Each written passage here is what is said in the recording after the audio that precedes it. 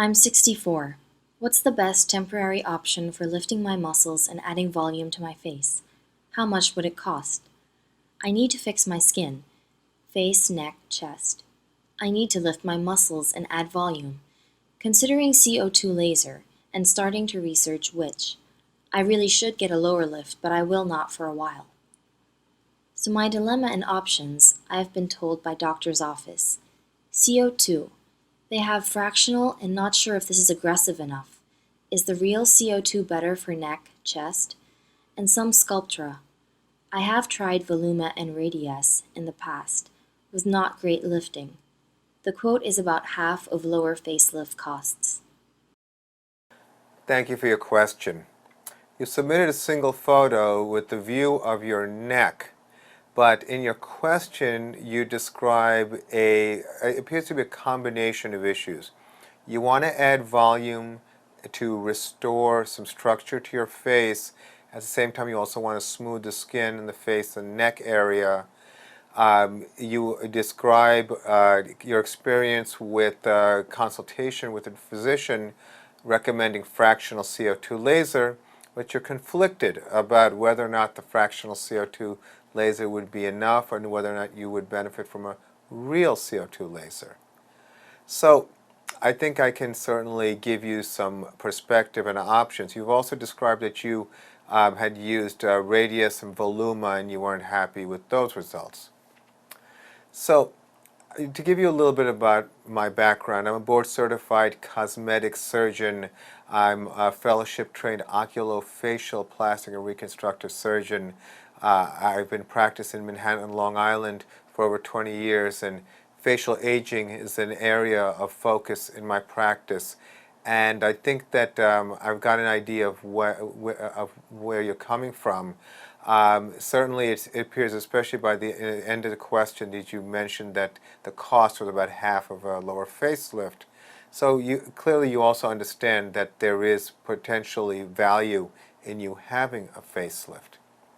So let's first begin by just making some distinctions about the CO2 laser.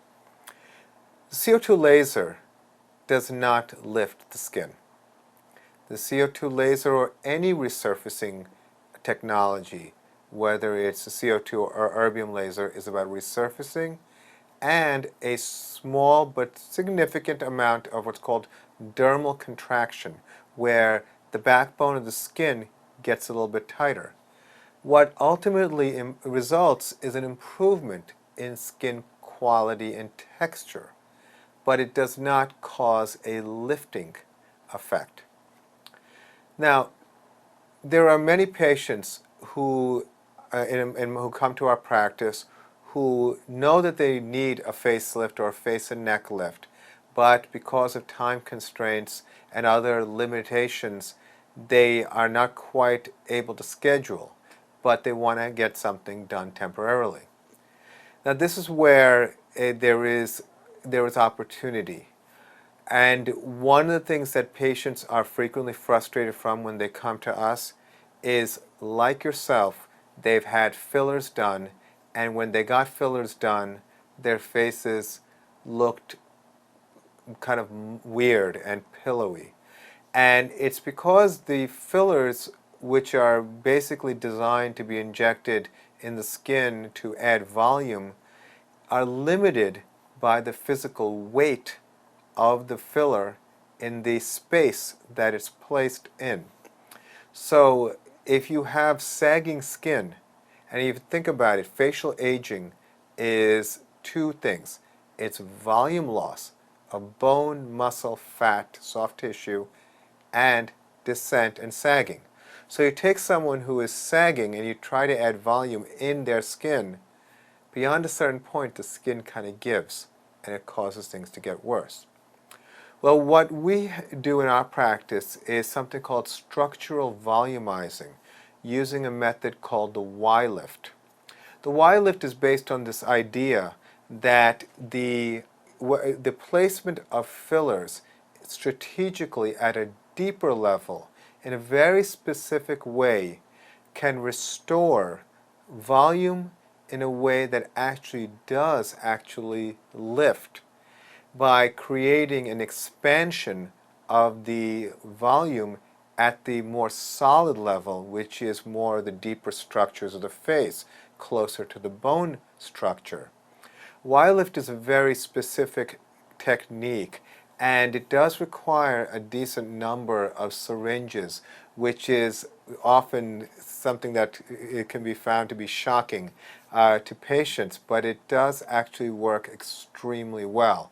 We've been very happy with this method in our practice because what we've been able to do is restore structure, structure meaning cheekbone structure, jawline structure, even enhance the projection of the chin.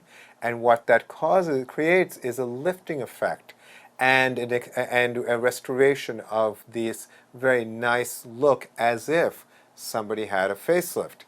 For the right person who is not that far along in terms of their sagging, it can actually be a substitution for a facelift. The results can last 1 to 3 years, and so I think, just by the way you phrase your question, it would probably be worthwhile for you to consider the Y-lift procedure in terms of a bridging procedure between before having a surgical facelift. And I always explain that even with a surgical facelift, we still have to address volume loss. So it's not unusual in a surgical facelift to also put cheek implants or chin implants to restore volume so that when the skin is redraped, there's actually structure. I think that given your question, you probably would benefit from something of like a structural volumizing procedure like Y-lift, and then also do something like a fractional CO2 laser, which I feel has a much safer profile than full ablation, even though ablation can be very, very effective. But it's a balance of your willingness to have a certain amount of downtime. There's a basic rule with laser treatments. The deeper you go, the better the results are, but the higher the risk and the longer the recovery period. So you have to explore that as well. But I think that for your concern, I think Y-lift is an option for you worth exploring. So I hope that was helpful. I wish you the best of luck, and thank you for your question.